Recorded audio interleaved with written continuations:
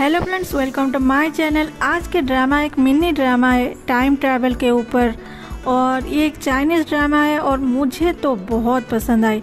आप कमेंट में बोलना कैसा लगा। तो ड्रामा के स्टार्टिंग में एक लड़की जो डॉक्टर के भेस में थे, उससे कंप्यूटर वार्निंग दे रहा था, सिस्टम ओवरलोड। बट वो लड़की सोच रही थी, मैं इसके अंदर कैसे आ गई, शायद ये काम नहीं कर रहा है, बाहर कैसे जाऊं, ऐसा लग रहा है यहाँ पे कोई है, और वो गायब हो जाती है। दूसरे पार्ट में दिखाती है वही लड़की एक ट्रेडिशनल ड्रेस पहन के सो रही थी और अचानक से वो बिस्तर से उठ के बैठ जाती है और बोलती है, मैं एक डॉक्टर हूँ, टाइम ट्रैवल करके यहाँ पहुँच गई हूँ, और तो और मैं यहाँ एक जनरल की बेटी हूँ, नाम है यान। चलो मैं भागते भागते मेरी कहानी बताती हूँ। हाँ, मेरे पास एक कमाल की चीज़ है, मैं सिस्टम की मदद से कोई भी मेडिसिनल चीज़ जैसे मेडिसिन हो या कुछ भी ला सकती हूँ, वो भी चुटकियों में। बरसों पहले मेरे पापा एक युद्ध में गए थे, लेकिन अभी तक लौटे नहीं, पता नहीं कहाँ होंगे। मेरे पापा एक बूढ़ी औरत को अपने माँ के रूप में गोद लिया था। उसके बेटे यानी मेरे बड़े पापा और उसकी बेटी वन अभी मेरे पापा के जायदाद पे राज कर रहे हैं। इतने से वे चुप नहीं है, मुझे इस घर से निकालने की कोशिश कर रहे हैं। पहले तो वो लोग मेरे नाम की गंदी गंदी अफवाहें फैलाए और अभी मुझे फोर्स कर रहे हैं काव फैमिली के लड़के जो कि बहुत ज़्यादा घटिया है उससे शादी करने के लिए, और इसीलिए ही मैं यहाँ से भाग रही हूँ। लेकिन यान अपने गेट के बाहर जाते टाइम एक लड़का उसकी गर्दन में चाकू लगा के बोलता है, अगर बचना चाहती हो यहाँ से हिलना मत। यान डरते हुए बोलती है, ठीक है, प्लीज शांत हो जाओ। वो लड़का बोलता है, मैं तुम्हें नुकसान नहीं पहुँचाना चाहता, मुझे बस तुम्हारा एक हेल्प चाहिए।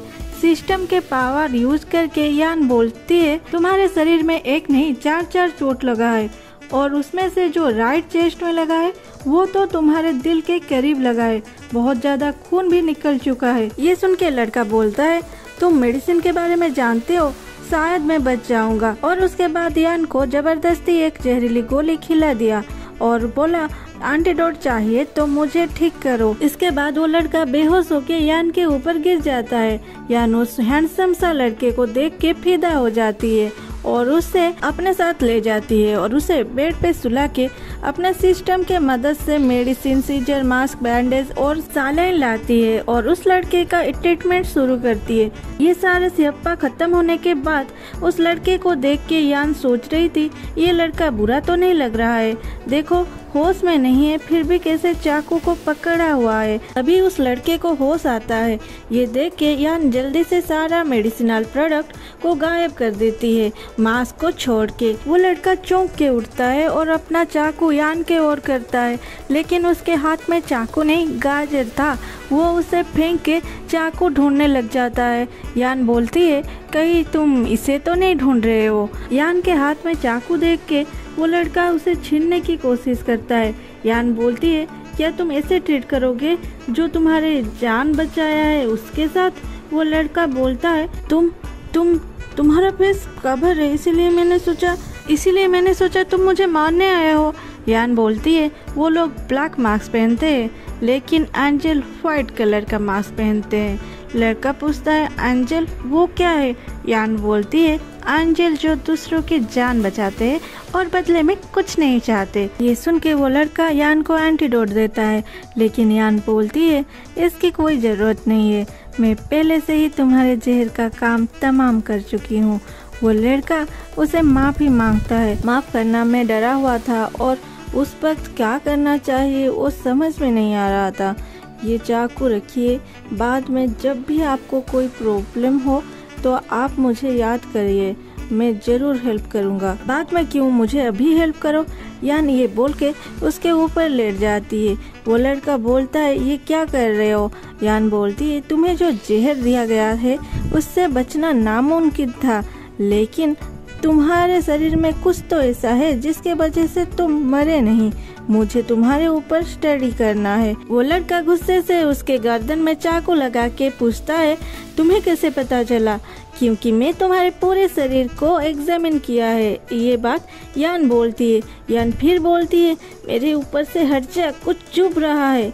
उस लड़के को धक्का देता है और एक चीज को हाथ में पकड़ के बोलता है, ये क्या है? बहुत चुभ रहा है। अरे ये तो लोटस पेंडेंट है। अरे ये तो, अच्छा तो तुम प्रिंस हो, प्रिंस यू। वो लड़का मना करता है, नहीं तो। यान बोलती है, बचपन से प्रिंस यू ही इसे हमेशा पास रखते थे। मेरे पापा और राजा ही जानते हैं कि ये एक लव टोकन है। अगर तुम प्रिंस यू नहीं हो तो क्या तुम राजा हो? प्रिंस यू बोलते हैं, तो तुम यान हो, जनरल की बेटी। तुम्हारे नाम पे इतने अफवाहें सुना है, लेकिन तुम तो अलग हो। यान बोलती है, क्या सुना है मेरे बारे में? प्रिंस यू बोलते हैं, मुझे अफवाहों में भरोसा नहीं, मैं सिर्फ इस टोकन को मानता हूँ। यान बोलती है, तो क्या तुम मुझसे शादी करोगे? प्रिंस यू बोलते हैं, हाँ, जब मैं इस टोकन के असली ओनर से मिल चुका हूँ तो क्यों नहीं करूँ। तभी कोई दरवाजे के बाहर से चिल्लाती है, यान तुम्हारी काओ फैमिली के लड़के के साथ नाजायज संबंध है, फिर भी प्रिंस से शादी करने की सपना देख रहे हो, बाहर निकल। ये सुन के प्रिंस छुप जाते हैं और यान बाहर आती है। बाहर यान की बड़े पापा के बेटी वान थी।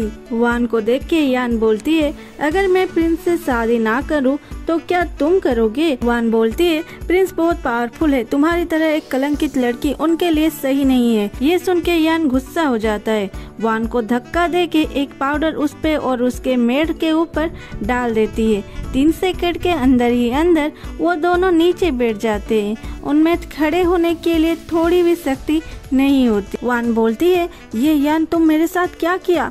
यान बोलती है, छोड़ो भी, अगर मैं तुम्हें बताऊं भी तुम्हें समझ नहीं आएगा। वान फिर बोलती है, यान भूलो मत, तुम्हारी माँ हमारे पास है, अगर मुझे कुछ भी हुआ तो तुम्हारी माँ को भी मरना होगा। यान बोलती है, अगर मेरी माँ को थोड़ी भी खरोच आई ना, मैं तुम्हारी पूरी फैमिली को मार दूंगी। वान फिर बोलती है, यान तेरे पापा बरसों से मिसिंग है, अगर मेरे पापा ना होते तो तुम्हें खाने को भी नहीं मिलता। यान बोलती है, मेरे पापा के जायदाद पे तुम्हारे पापा राज कर रहे हैं, मैं चाहूँ तो अब भी मेरे जायदाद डोनेट कर सकती हूँ, फिर तू तेरी फैमिली रास्ते पे आ जाएंगे। वान बोलती है, क्या तुझे तेरी माँ की फिक्र नहीं है? अगर है तो मुझे वो लव टोकन दे दो। यहीं पे ये पार्ट खत्म होती है। आगे क्या होगा देखते हैं दूसरे पार्ट में।